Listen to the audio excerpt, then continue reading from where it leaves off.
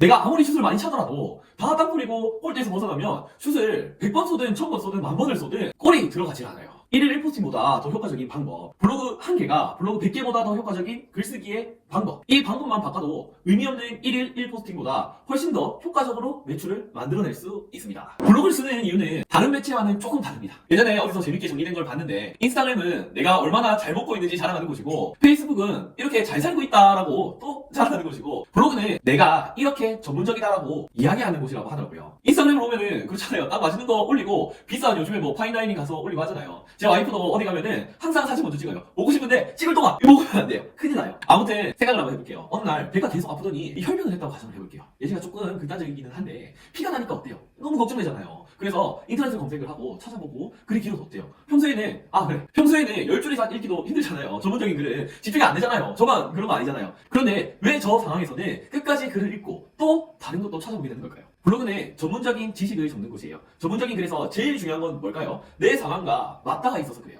그걸 뭐라고 하냐면 공감이라고 하잖아요. 내 상황의 글은 어려워도 더 찾아보게 돼요. 이해가 잘 안 돼도 그래서 공감할 수 있는 타겟을 날카롭게 찌를 수 있어야 돼요. 그런데 공감하는 많은 글 중에서 내 글을 읽고 나를 찾아오게 하는 방법에는 아주 특별한 글의 구조가 있어요. 오늘 이야기 드린 내용은 여러분들이 쓴 글을 집중해서 읽는 방법과 끝까지 읽게 만드는 방법에 대해서 알려드리겠습니다. 이 방법을 잘 적용해보면 글 쓰는 게 전보다 더 많이 쉬워지겠지만, 그것보다 문의하는 고객님들의 양이 많아질 수 있을 거라 확실합니다. 먼저 글을 집중해서 보게 하는 방법입니다. 여러분들의 글에서 전문성이 메인 재료라면 요리를 더 맛있게 만드는 조미료가 바로 공감과 호기심입니다. 이 조미료를 내 글에 얼마나 첨가하느냐에 따라서 글의 맛이 달라지게 됩니다. 설탕 맛있다고 설탕 막 떼어 넣으면 어떻게 돼요? 달아서 그거 어떻게 먹어요? 아무것도 못 먹지. 그렇잖아요. 싱겁다고 간장 다 때려 넣으면은 그 누가 먹어요? 못 먹지. 그러니 공감과 호기심의 간도 적당히 하는 게 좋아요. 그럼 공감은 글의 어디에 위치해 있어야 할까요? 자, 한번 보세요. 아까 혈변 이야기를 했는데, 만약 여러분이 혈변을 하고 있을 때 어떤 글을 끝까지 읽게 되나요? 혈변이 나오는 이유를 검색을 했어요. 그런데 검색에서 나오는 첫 문장이 이런 거예요.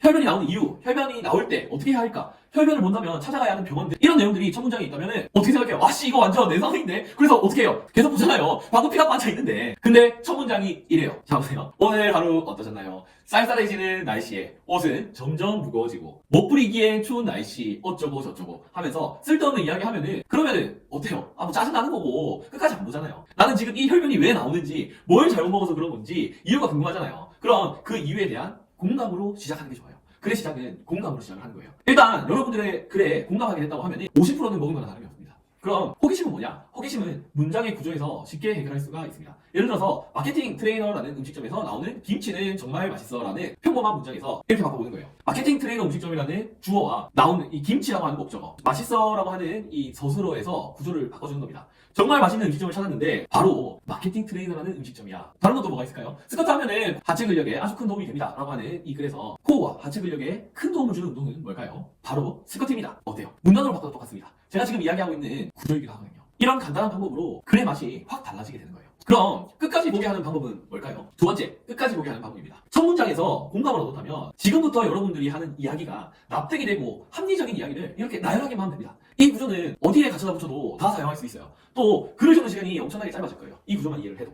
자, 아까 공감으로 시작한다고 했죠? 공감으로 시작을 하고 주장, 문제에 대해서 이야기를 하고요. 문제 해결하는 방법에 대해서 이야기를 하는 거예요. 그리고 그 문제를 해결할 수 있는 특별한 방법에 대해서 이야기를 하고 마지막으로 문의하기 유도를 하는 거예요. 이게 뭐냐면, 자 보세요. 아까 이야기한 또 혈변 한번 얘기해 볼게요. 자, 공감. 갑작스러운 혈변에 놀라셨나요? 혈변에도 종류가 있다는 걸 알고 계신가요? 이런 거요. 문제 제시. 그중 이런 혈변은 이렇게 해결할 수 있고, 이런 혈변은 이런 해결 방법이 있습니다. 문제 해결 방법. 그런데 이런 방법 말고 더 빠르게 치료할 수 있는 방법이 있습니다. 이번에 저희가 개발하고 만들어낸 이 약을 드시면 단 일주일 만에 혈변을 완치할 수 있습니다. 특별한 문제 해결 방법. 일주일째 혈변을 하고 있거나 혈변의 고통에서 벗어나고 싶으신 분들은 아래 링크를 클릭해주세요. 클릭도 다 돼요. 다. 또 해볼까요? 다이어트라고 해볼까요? 거울 속에 비치는 내 모습이 뚱뚱하고 초라해 보이시나요? 공감. 다이어트는 이것과 이것 때문에 어렵고 도중에 포기하는 사람이 80%가 넘는다고 해요. 주장. 그죠? 다이어트에 성공한 20%의 사람들은 이런 방법으로 체중 감량에 성공했습니다. 문제 해결. 하지만 이런 방법보다 더 확실한 효과가 있는 이것이 있습니다. 특별한 문제 해결 방법. 이 확실한 효과가 있는 이것은 어디에서 구매할 수 있습니다. 아래 링크를 정리해뒀으니 편하게 클릭해주세요. 문의하기. 어때요? 계속 할 수 있어요. 그냥 다 가져다 붙이면 돼요. 그럼 이제 이 구조에서 우리가 살만 붙이는 거예요, 살만. 어때요? 이 구조만 잘 이용하면 글을 보고 손님들이 오기 시작을 합니다. 왜냐면 글을 다 읽고 신뢰하게 됐으니까요. 글의 내용이 확실하다면요. 여러분, 누군가 내 이야기에 귀 기울여주면 어때요? 말하는 게 막 재밌잖아요. 저는 그래요. 누군가 제 이야기에 집중해주면 시간 가는 줄 모르는 것도 있습니다. 생각해보세요. 친구들끼리 모여있을 때 말을 끊이지 않고 하는 이유는 공감이 가고 재밌어서잖아요.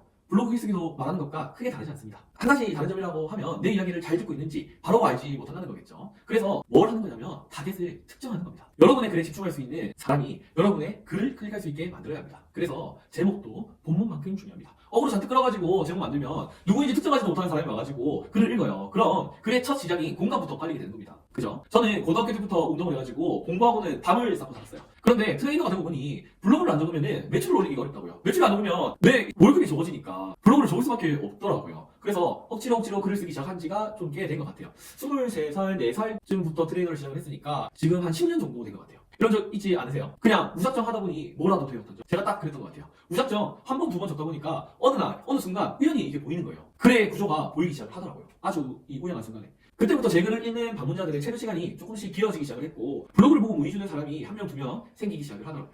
제대로 글을 적은 건 10년에 한참 못 미치지만 제가 적는 글의 구조가 블로그를 처음 시작하시는 분들에게는 많은 도움이 될 거라고 생각을 합니다. 저는 블로그뿐만 아니라 플레이스, 세일즈까지 제가 경험하고 공부했던 내용을 초등학생도 알기 쉽게 만들어 올리고 있습니다. 하지만 이 채널이 너무 작아서 생각날 때 검색해도 안 나올 수가 있으니까 오늘 영상이 도움이 되셨다면 구독하기, 좋아요를 눌러주세요. 하나의 좋아요가 진짜 너무 큰 힘이 되니까 꼭 부탁드리겠습니다. 오늘 영상은 여기까지입니다. 긴 영상 시청해주셔서 너무 감사드리고 이번 달, 한 달도 따뜻한 한 달이 되시길 바랍니다. 감사합니다.